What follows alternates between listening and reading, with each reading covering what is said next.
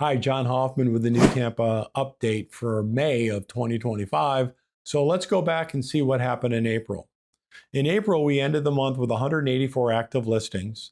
67 were pending under contract. There was 51 that actually sold. Now, the interesting number of the pending, which might surprise a lot of people, 40% of those pending listings were on the market for 15 days or less. So that's indicating that homes that are in the proper condition, in the buyer's opinion, priced correctly, they're going under contract in a couple weeks. It's the properties that hit the market where the pricing might not make sense that the buyers just are ignoring until multiple price adjustments have been made.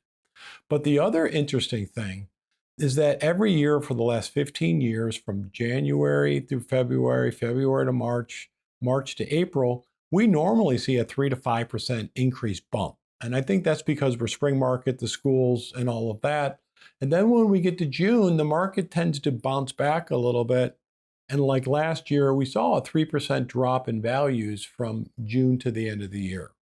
But this year, New Tampa actually was the exception. The pricing year over year in 2024, the median sales price was $556,000. And this year, New Tampa bounced up to 570. That's a 2% increase. And so we have a inventory neutral market right now. The 3.6 months of inventory is actually a little bit towards the seller's side of things.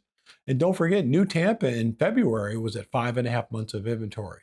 So a lot of the inventory that couldn't sell have come off the market. And so my suggestion is don't pay attention to what's going on YouTube, that the market's going to crash. I still think that we're on solid footing from a real estate market. There's going to be some fluctuation. But the lesson to all of this is if a house goes in the market in the proper condition and the proper price, it should go under contract in approximately 2 weeks. Stay tuned because we're going to educate you each month for the rest of the year. Now make it a great week.